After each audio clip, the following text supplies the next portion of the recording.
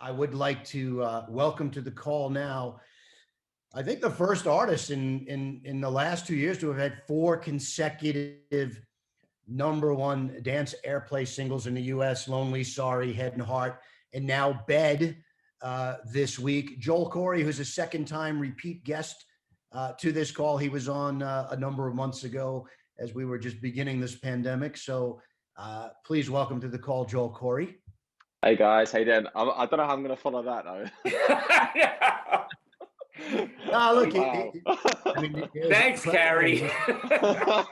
Hey, Tommy, it's funny because when I try to book guests for this call, like I wonder sometimes how much people remember a classic from 35 plus years ago, right? I mean, she was just the energy she brought. That was great. Was Yeah, incredible. that made my day, man. Thank you very much. It's really good to hear that story. That's why I was texting Tommy, and I could see from your expression, like, a lot of times artists are like, "Hey, I'm supposed to be on at this time. Let's go." But I could see you really enjoying it. And Tommy had mentioned, that I mean, I think you're great in what you've accomplished in a relatively short period of time. So let's talk about it. First off, congrats on "Bed," collaboration with Ray and David Guetta, who will be on this call in 2 weeks or 3 weeks. Huge success. Tell us how "Bed" came about. So last summer, after Head and Heart had come out, I was in a studio session, and I was working with a songwriter called Jin, and Jin works a lot with Ray. So I was in the session, and Jin, we just like took a break for like 10 minutes from what we were doing, and Jin was like, do you want to hear some of Ray's new demos? And I was like, yeah, definitely, of course, because obviously I'm a massive fan of Ray. And she played me like 10 different snippets of songs, and one of them was the "Bed" idea. It was just the chorus with some chords behind it. But as soon as I heard it, I was just like, that's the one. That's magic. Like, what is that? Like, I love the lyrics of it. I thought they were cheeky and fun, a bit spicy, and the melody, the hook it just got me straight away. And I was like, no, go back to that one again. And then yeah, literally that night I just literally slid straight into Ray's DMs on Instagram, and I was like, Ray, like I've heard this "Bed" idea. I need to work on this record. Like I've got a vision for it straight away. This can be a smash. We need to do this. And she came back to me and was like, oh my God, yeah, I kind of completely forgot about that. It's just something that she sort of wrote months and months ago and kind of put to one side. You know how they do, like demos sort of get piled up on ideas. But then she was like, oh, I actually wrote that idea with David Guetta. And I was like, oh God, right, okay. I can't exactly just like slide into his DMs on Instagram, so I'm gonna have to like send him an email. So I sent him like a sort of a really professional email. I was like, dear David, like, I've heard this "Bed" idea. I would love to work on it. Would you be down for it? And he came back to me, and he was a fan of Head and Heart, so luckily he knew who I was, and he actually remixed Head and Heart under his Jack Back alias. So yeah, he knew of me, and he was like, I'm down for you to work on this. So literally 2 weeks later, I was in the studio with Ray, and we wrote the rest of the record. Obviously added all my production to it, and this was like last summer. I didn't finish the record till January. I spent like over 6 months working on this. And yeah, I mean, here we are. The record's out now, and I'm so excited, obviously, to collaborate with Ray and David Guetta on this, and just happy it's gone well, because obviously following Head and Heart was quite a lot of pressure. So yeah, just really happy that it's turned out to be all good. When we last spoke, I think you had just gotten your Kiss FM or your Kiss UK mix show, or you just got an advance, like a bigger Yeah. show on Kiss at that time. So congratulations on that. I was listening to BPM last night while I was driving, and I heard Liquid Todd intro your song and talk about, hey, tune in like the first whatever of each month to BPM to hear the Joel Corry show. Sick. We've got a lot of radio programmers that have supported the heck out of this show, but I'd say in the last year or so, I've listened to Geronimo and Rita talk about how much they have love for your music. How did your show come about to get on BPM here in the US? Yeah, you're right. BPM have been like such a massive supporter of me, even all the way back to, Sorry, all my tracks seem to be played on Diplo's Revolution, and, you know, it's just been so great to get to know the team over there, and I've done guest mixes and stuff over the last few years, and then yeah, they, you know, the opportunity came up to become like a resident and do a monthly show, and of course straight away, like I was like, yes, of course, this is like exactly what I wanted. And yeah, I've done 3 shows so far, so we're 3 months into it, and it's been great. And yeah, I'm looking forward to, you know, keep doing the mixes every month, and I just can't wait as well till I can come over to America later this year. Like I've got a tour penciled in for September and October, so it's going to be really good to also like finally meet everybody and meet the guys over there as well. Now, I mentioned the song's currently at #1, and Tommy, correct me if I'm wrong. I don't see any way in the world that this song doesn't stay at #1 this week, especially. I mean, BPM must have just gotten huge research because I saw they moved it to 90 times a week today. And the song is in the best rotation at every dance station that's on this call and every dance station in the US. But I mean, did you, when you started creating music, again, some people go their whole lifetime without having a #1 record, and literally in less than 2 years time you've had 4 of them. Like when you started making music, and I might have asked you this, did you when did you realize you could have this kind of success? Do you know what? Like honestly, I was when I first started making music, there was so many years where I was trying and trying to sort of get that breakthrough record, and I always dreamed of just having a hit or just having a track that would just be in like the top 100 in the UK. And yeah, I mean, many years I was trying to make it happen, and eventually I got my breakthrough with my first record, Sorry. You know, I still remember that summer of 2019. It was like, I know it's a cliche, but it was a proper like dream come true sort of moment for me, and my whole life changed that summer. And you know, after Sorry broke through and became a hit, I was just like so focused, and like I've waited so long for this to happen. There's no way I'm going to let this opportunity slip now. I've got to follow it up, and I've got to work harder than ever and keep making the right decisions, and yeah, just stayed focused really. And you know, the success it's been in the last couple of years is obviously down to such an amazing team that I have around me as well. It's so important. It's so key to the people I work with, and everyone supporting me makes all the difference. And yeah, yeah, I'm just honestly, I just feel like I'm living my dream right now. I never would have expected all this to happen, but yeah, I'm going to just keep working hard. I definitely want to thank Tommy Nappy, who's on from the Electric Music Group, for coordinating to get the Joel to join back on this call again. And Joel, thank you so much for giving of our time, of giving of your time. Now you broke rank with Head and Heart, and when I say with that, you had Lonely, Sorry, in Bed. Why'd you go with a song title with more than one word on Head and Heart? I know. Do you know what? I'm really like OCD about those sort of things as well. So yeah, but you know, Head and Heart, man, it was just it was such a special record. You know, when I was working on that track, you know, I just knew that this record had something different about it. And especially when MNEK jumped on board because he heard the demo and he messaged me and he was like, Joel, I've got to get on this record. I was like, no way is MNEK actually asking me to work with me. I couldn't believe it. But yeah, like, I mean, what a year last year. That's always going to have like such special memories for me. And yeah, Head and Heart is it's become like some massive anthem, man. I'm so proud of it. When you created that song, does it start with like the hook, like the melody? Like how does that song start? Yeah, so when I originally started working on the demo of it, we didn't have like a lot of sections written on it. It was kind of just like the drop, you know, the bum bum bum drop, and we had a couple of verses written, and it started off like actually quite a lot slower as well, and it changed a lot from sort of its original form, and we I had this like really solid demo of it sort of by like February 2020, but it was still felt like so far from where it needed to be. And it was actually like when Emanike sort of got hold of that demo, and because I needed a new vocal on it as well, and I was sort of trying to find the right answer for it, and couldn't really couldn't really figure it out. And when Emanike came on board, because Emanike is such a good songwriter as well, um, you know, it needed a new pre-chorus, it needed a middle eight, it needed all these parts that just join it together. And when he then added his flavor to it and wrote those parts and sent me the vocal back, that at that point it all sort of came together. And obviously, I worked really, really hard on the production of that. Again, it was another one that literally took 8 months of sort of refining until we had the final version where I was like, from the beginning to the end of that track, 100% in my head, it was just perfect. Now, you're also big into health and fitness, right? We've lived for the last 14 months where most people are staying inside, locked down, trying to keep safe. What have you done to stay healthy? Like, you have your home gym. Do you go to the gym? Yeah.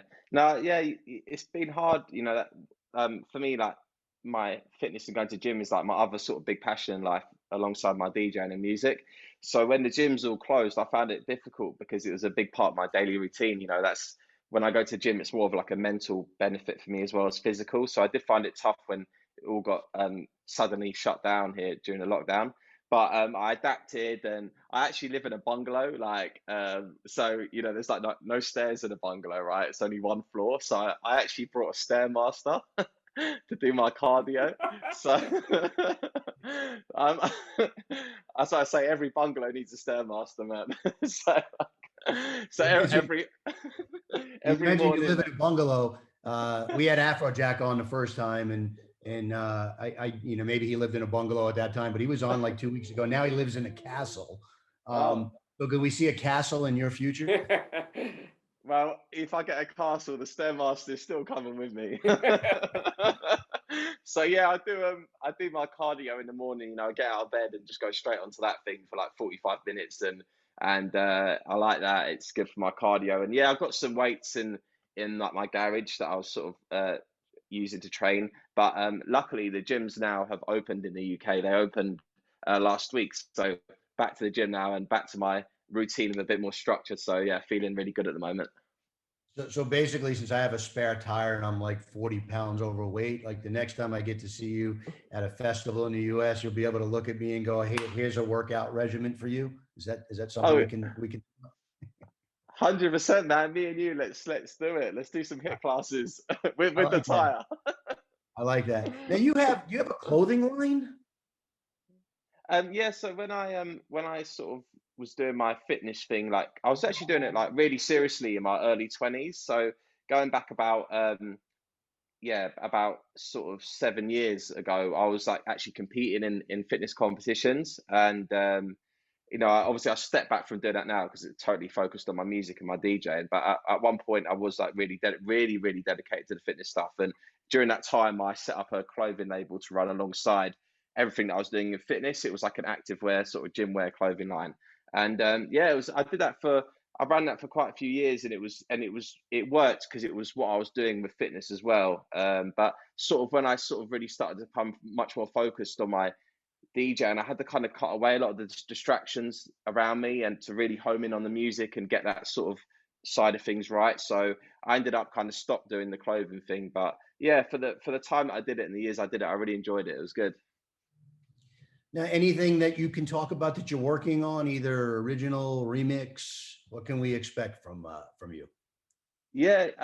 So at the moment, I'm working on like my next single. I've got some solid options down. So yeah, hopefully I'll be able to get this wrapped up sort of in the next sort of month. I'm hoping for. So I want to have that big summer banger for 2021. And also I've got some club records that I've got ready to go as well because I want to get some clubby tracks out that are sort of more in line with my DJ sets this summer. So I've got some pretty sick club tracks that I'm hoping to get out at some point, hopefully this summer while the clubs are open. Because we just heard in the UK that like things are going to open up June 21st, and my summer diary now is full up with festivals and clubs. So I want to get those records out for that as well. And yeah, I'm excited for this year, man. And obviously, I hope you get over to America in September, October as well, which would be wicked. How different is your mindset when you're creating a radio song versus a club song? Yeah, totally different. Like when I'm making a club song, I'm literally just thinking about like how this track can go off in a club, and I play quite heavy like tech house, So when I'm making a club track, it's obviously a lot more heavier, faster, totally different sounds. But when I'm making a radio track, I'm obviously, my sort of more pop dance stuff that you'll be familiar with. You're obviously looking for a lot more about something that's going to connect on radio and going to hit a much wider sort of fan base. But you always hear with my tracks, like the VIP mixes of my records are more sort of in line with the stuff that I play in my DJ sets. That's why I always make VIP mixes of every sort of more commercial track that I do. What do you miss the most about not being out in the clubs or not being able to tour or be at a festival? Just the like adrenaline of performing. I've been DJing since I was 14 years old. Like, I've been a resident club DJ since I was 18. So my whole life, this is what I've always done. I think the longest I've ever had a break from DJing in the last 10 years has been 1 week. So I've had to have a whole year off now. So I really do miss it, and it's the thing I love doing in most in life. And I still get the same buzz every time in front of a crowd. Playing like a 4 or 5 hour set and taking a dance floor on a journey is just, it's the best feeling ever.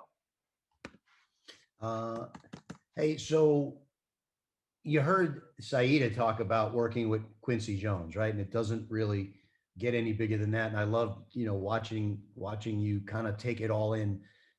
Producer wise or DJ wise, like who were some of the people that you looked up to, when you were, getting big in the business? And if there was one producer or artist that you could work with, is there somebody that you'd be like, oh my God?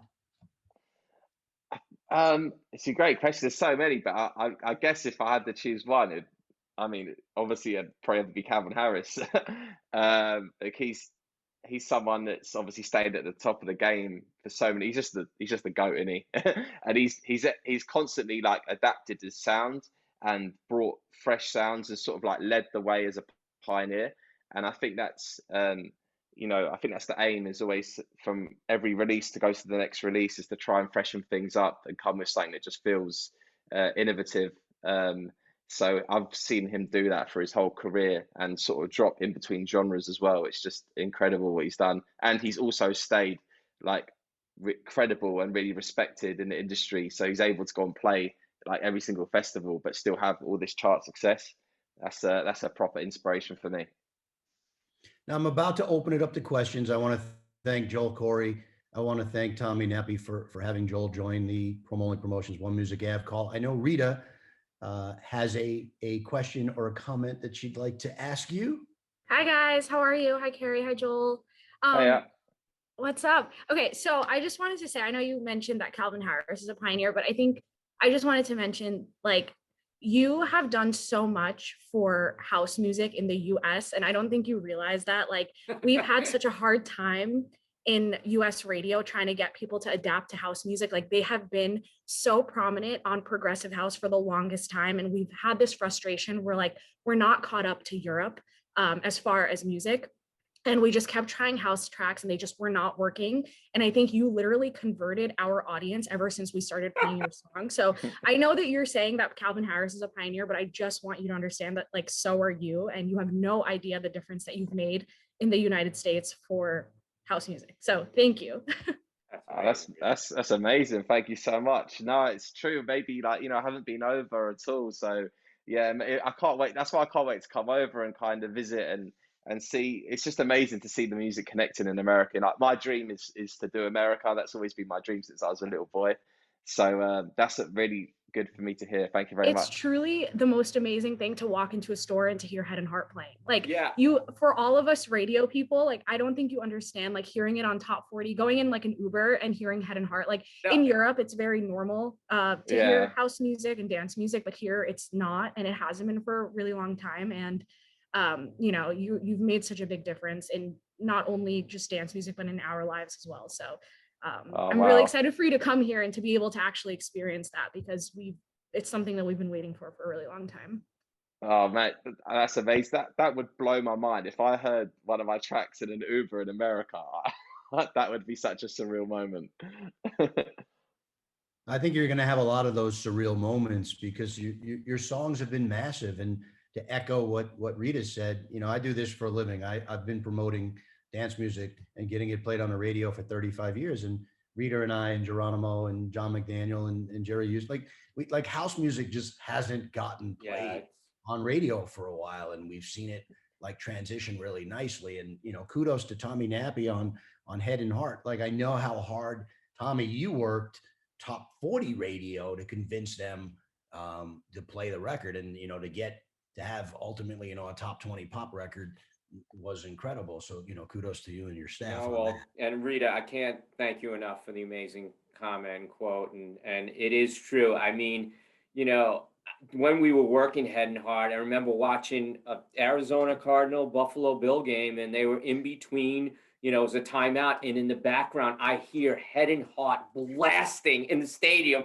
I'm taping it to show, my team on Monday, and then it just happened recently in an NBA game. Again, there was a timeout, and Head and Heart is blasting, which, like Rita, you just said, like, when you hear like house music, like say in an NBA game, like you don't fucking hear it. Like, so Joel, that's how big like this song and your repertoire is. It's crazy hearing it. And it is like her saying, getting in an Uber and hearing the song. It's pretty wild, pretty wild. So thank you. I know we've got some questions. Scooter, you got your hand up, so I'll throw it out to Scooter. Yeah, sorry being a question hog today, but like I think I sent you like a simple like blend of like Spice Girls over your beat like a couple of weeks ago and stuff. But, like you laughed about that, but like you said you do VIP edits of all your mixes. Like, do you like getting like you hear stuff like on the internet of like remixes, or like do you like collabing with other people and like hearing? Because I know you come from that originally, and also being a producer, like I feel like you hear artists that like get funny about that. They're like, they kind of get mad if like people mess with their stuff, but like I feel like you probably understand it. So do you like to hear like, oh, I would have never thought to like remix it like that, or hear it, reinterpreted in a slight different way, or a bigger drop or whatever? No, I as you said, I come from a DJ background, so I still do as well. I make edits of other people's tracks, and I've been doing that since I was a teenager for my DJ sets, making mashups, bootlegs. Oh my God, I've got a whole hard drive of them. I mean, that's what that's what used to make my DJ set special, and still does, is when I go and play in a club, I've got a unique version of a song that the whole dance floor knows, but I've made it especially for my set. So when other people do it with my records, I'm like, thank you, like this is great, because I want DJs to play my records. So if they want to put their own spin on it that makes it fit their sets and their style, then fantastic. I would never be against that. That's what it's all about. Like, I'd always support it as well, because as you said, that's what I come from. That's my roots, man. Yeah, man, it's dope to hear. And I love your stuff. Play every week in my mix shows. It bangs in Ubers at the NBA in Philly here. Like, it goes. So when you come over, you're going to hear it. So just get ready for that moment. Oh, you legend. Thanks so much, bro. I really appreciate it. Thank you. Scotty B. Well, first of all, who has the better British accent, you or Eden Prince? I know he's still on the phone call here. If you do make it here to Orlando, you're more than welcome to stop by. We'll make sure that we play your song in the soccer stadium with about 10, 20,000 people there. So we'll do that. But you were talking about, you're very high energy about your stuff, and also talked about your Stairmaster and also your passion for music. What is your playlist that you listen to when you're on the Stairmaster? Oh, that's a great question. It depends what mood I'm in. Sometimes I might just be like in a bit of a mood for a bit of Ed Sheeran, can't beat a bit of Ed Sheeran sometimes to wake up to. But then sometimes if I'm like, I've had my coffee and I'm still not getting going yet, I'm going to whack on some big techno set from Adam Beyer or something to really get me going. So totally across the board. And you know what? Sometimes I actually just will spend, my time doing cardio just on Spotify, like on New Music Friday, or just seeing what's popping off, because I like to be across, what else is going on in the market. So I actually use my cardio time as a sort of a research time as well, to check out what new music's about and what's popping off at the moment. And yeah, big shout out to Ethan as well, bro. I hope you're good. and Orlando, I'm there, man. I can't wait to visit. Literally, that's going to be on my list when I come over for sure. Definitely. Great. Thank you again.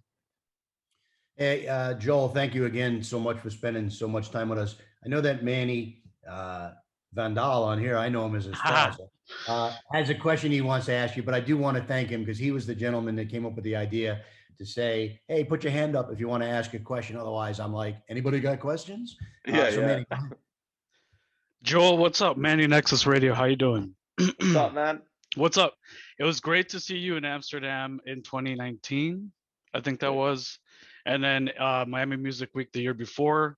You've been grinding it since I can remember. And it's just great to see you finally like break out.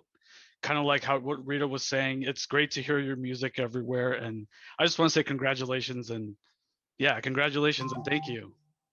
Oh, that's really sweet, man. Thank you very much. I really appreciate the kind words. And like I said, I'm more hungry than ever and more motivated to keep going. So yeah, looking forward to just keep those bangers coming for you guys and coming over to visit as well.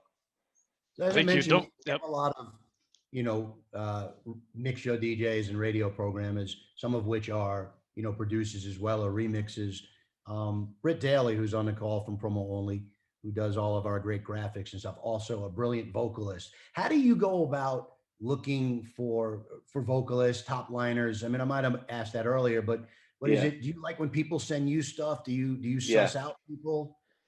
There's literally two ways it happens, right? The first way is like you just said, like artists or songwriters will send me ideas, pitch me ideas, and this is like a daily inbox stuff dropping in my inbox every single day, and I always check everything, and that will just be ideas, and if something catches my ear that I want to work on, then I'll answer back and try and get something going. I mean, look at how Bed happened. I was in a studio session, I got played some demos, and it was a Ray chorus. And straight away I was like, I need to work on that and add, bring my production to it. So there's that way it happens where I hear something that I just need to work on. The other way is that, my studio in King's Cross will have a session when a songwriter comes in and an artist comes in, and you kind of just build a track from scratch in the same room as each other. That's like a really organic way of doing it, and that's a really nice way of doing it as well. And you might have like loads of sessions. Sometimes you have really good sessions. Sometimes they're just a bit more laid back and maybe something doesn't really come from it. But yeah, that part of the process is great as well. So they're the two ways it happens really, and they're both great. You mentioned people could reach out to you. I know Scooter said he sent you a Spice Girls kind of on top, like, and I got my Spice Girls plaque there. But if people want to send you something, is there an email or something that you can share with us? Yeah, it's just my email is music@joelcorry.com. So just music@ and then my name, joelcorry.com. Yeah, well, thank you for that. Now, we've mentioned you've gone 4 for 4 releases. I was talking to the Perfect Havoc team on Monday. I actually did a Zoom call with them. So I'm sure at some point in time there's going to be a 5th single, and I'm sure you'll go 5 for 5. Any advanced look at what you're thinking, like what you're going for? Yeah, I've got like a couple of really, really solid tracks down. I'm just trying to find the right feature for at the moment. I'm actually would love to do something with an American artist for the next song. So like an American feature. I feel like that might be the way for me to take that next step now, is to collaborate with an American artist. And honestly, I've got a couple of, I feel like these are like monster hit records, and I feel like if I can find the right fit for them, boom, we're away. But we're working on that. We're working on it behind the scenes. We're reaching out to some people, and let's see what happens over the next couple of weeks or month or whatever. Hopefully we can hit someone up and get and yeah, as I said, find the right sort of fit for one of these records that I've got. Well, we're definitely looking forward to hearing what you come up with. I know Geronimo has a question that he would like to ask. Hey, Cary. Hey, Joel, how are you, man? Good to see you. How's it going? Good. Bro. So you and I spoke months before we launched the show on BPM, and I'm thankful that you're part of our Sirius XM family. And one thing that we were laughing about was your previous history on reality TV in the UK. And so my question is, how much of that played into your success in the UK with music and people knowing you from TV? And then my second part of my question is, and then I'll shut up. I feel like for you specifically and your music, like TikTok played a massive role in getting you publicity and getting you out as an artist. And the reason I know that is because my 10-year-old daughter is the one that was like ba ba ba da da da da da da, and all of her friends, they all knew the song strictly from TikTok. So to just round it off, like the reality TV thing, which I know you were a little bit embarrassed about because I brought up the tattoo show, but if you want to tell everybody about that and how important that was. Yeah, no, honestly, like looking back on them years, I have the most amazing memories from that, and I'm so grateful to have had that experience. It was in my early 20s, being part of that. It was such good fun, and I think that there was two sides to it as far as like the effect on my sort of music career. I mean, it definitely got my name out there, so I was able to, as a DJ, when I was putting my mixes out on SoundCloud, and I was hitting a wide audience because my social media was blowing up because of the TV show, and also it allowed me to start touring around the UK. So where I was a resident DJ in London, maybe I was doing like 5 nights a week, and I was DJing from 9 p.m. to when the club closed at 3 a.m.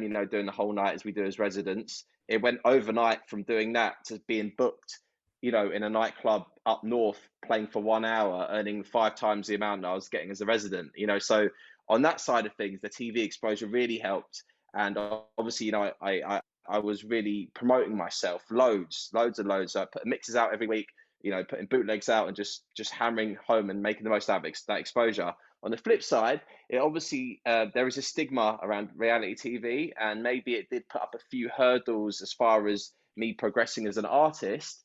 But these hurdles are just challenges in life, and anything like that just motivates me to work harder and prove people wrong. So I definitely didn't take that as a setback. I took that as I need to work harder and harder to be better and better.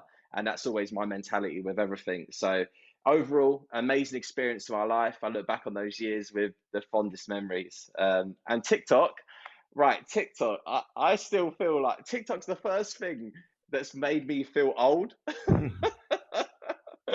Like the label were like, Joel, you need to get involved in these dances. I was like, I'm not doing them dances, man. So Joel, we'll have to hook you up with the first artist that was on this call was a young lady by the name of Lauren Gray, who's got 52 million TikTok followers. Jesus. So she's got a song out with this artist Telecast, but she just turned 19 years old. And when you look at, she's closing in on 3 billion views on TikTok. Like it's fascinating to see how TikTok has changed people's lives. So like, we can't wait to see you dance on TikTok again, right? No. Yeah, no dances from me. But no. Look, you can have Tommy with his cowbell. There you go. Tommy, you're doing the dance. There you go. But TikTok is obviously a huge platform right now, especially the younger generation, and especially during lockdown. I think TikTok's been an amazing thing because people get a lot of entertainment out of it when they're shut at home and they can't go out. Doing a TikTok dance is really good fun, even though I can't dance. So I know that everyone else is having a good fun with it.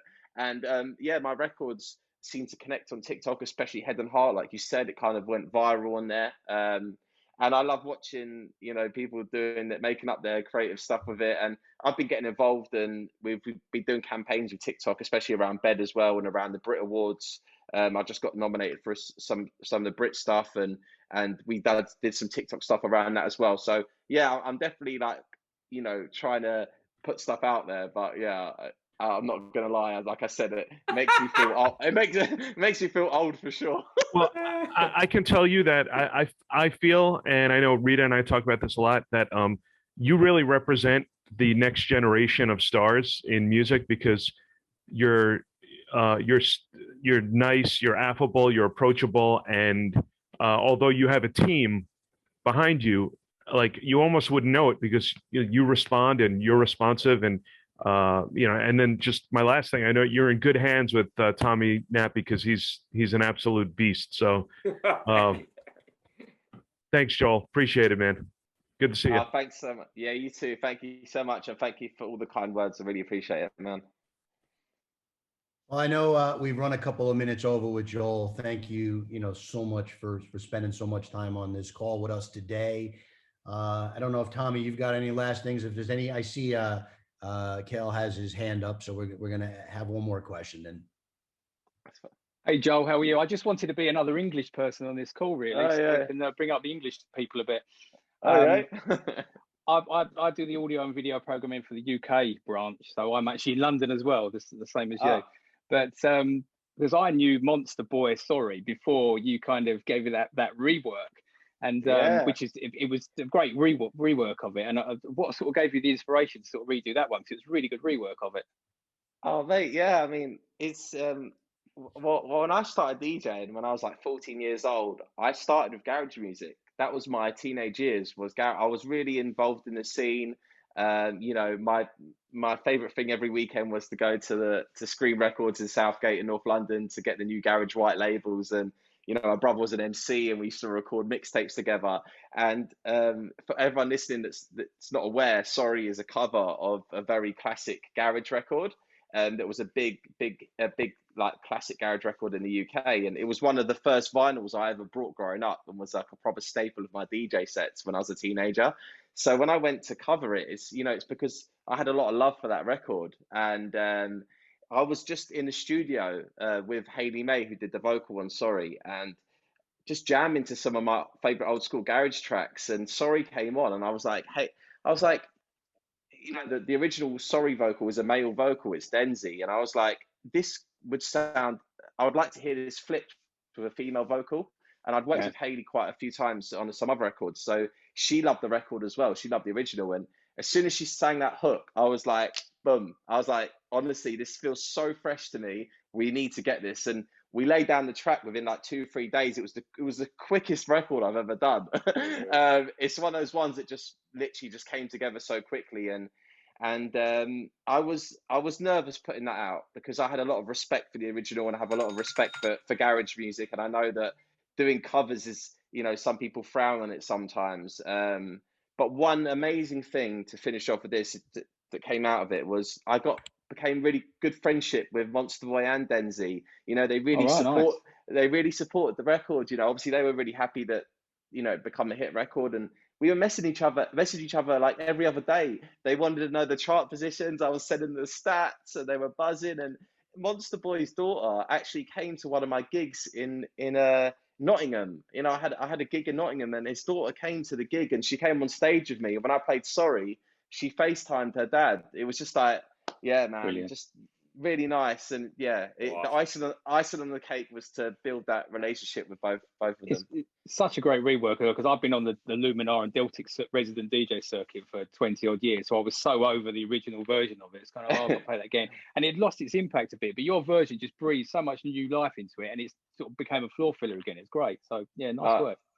Thanks, man. Yeah, I think that's what I think, like when I did the cover, you hear some covers and it just feels a bit cheap, and it just feels like but I felt with Sorry, we brought our own twist to it. And yeah, I'm just so happy that everyone responded well to it, and generally across the board, it was a really good response to it. And yeah, man, it's always going to be a very special record to me. Cool. And big up the Deltic crew as well, man. Oh yeah. Yeah, I'm looking forward to getting back to work next June. Is it? We can get back to work. So yeah, what areas in the UK? What clubs were you working at Deltic? Southeast, so Dartford. Yeah, okay, cool. Yeah, Attic, and in fact, I was training with a guy earlier. Actually, I was having a workout with a guy who's he said, "Oh, did a gig at Pure in Bexley Heath some years ago." DJ Love. Yeah. He was like, "Oh yeah, tell Joel said hello if he remembers me." I was like, "Yeah, he probably will. I don't know, but yeah." Yeah, man, Bexley Heath. Like, I think I've DJed at every single Deltic club across the UK. I think. Yeah. If you ever want to come back, give me a shout. Yeah, definitely, man. I like that I find out about people that I work with, because I didn't know that about you. So No, great. Thank you. Tommy, anything that you would like to add? Nothing to add with Joel Corry. He said it all. Thank you, Tommy. Thank you for everything. Yeah, no, you guys, I know I always say this, but sincerely mean it. And I know Joel can say the same thing. We couldn't have done everything from step one, from Sorry to Lonely to Head and Heart to Bed without all of you on this call. It started out, from the clubs, radio, the mix shows, to get to where we're at right now is great. And, we're not finished. And, Rita said really, hit home, and same thing with Geronimo. Like, we really have big plans for Joel when it's all said and done here to really break him as, hopefully the next Calvin Harris in the United States, so we couldn't have done it though without you guys, and thanks for all the support. Yeah, I second that as well, guys. Thank you so much. It means so much to me. And like I said before, America is a massive dream for me. So, to work with you guys and have this amazing team and network is amazing. And yeah, later this year, I'm coming over and going to meet each other, and it's just going to be wicked. And it's just the start of the journey. Well, we look forward to seeing you in person. I'm sure tons of people on this call, if not everybody, look forward to seeing you in person, which is just something we've not been able to do. These calls are great and it brings us all together, but there's nothing like true human interaction. So we can't wait to see you in a club or a festival in the US. I will also say this. I met you in 2019 at Manny's Nexus event at ADE. And I don't think it was possible to meet a nicer person, because I hadn't met you yet. I had promoted your music, but you were so giving of your time, and people were pulling you in all different directions, and you were just like, yeah, just ask me what you want, or so I appreciate that, the down to earthness of you, because we don't see that in a lot of artists, and so thank you. Stay that way, and continued success. That, no, it was fun on the rooftop. It was a great event. Yeah, that's right. Yeah, at the rooftop. I remember, man. Yeah, I remember meeting you, and that was great. It was great to chat then. And yeah, no, I appreciate the kind words, man. That will never change with me. Never, ever. No, so again, thank you so much for spending so much time with us today. Stay safe, continued success, and we look forward to seeing you on a dance floor somewhere in the not too distant future. All right. Cheers, guys. I'll see you later. Thank you very much.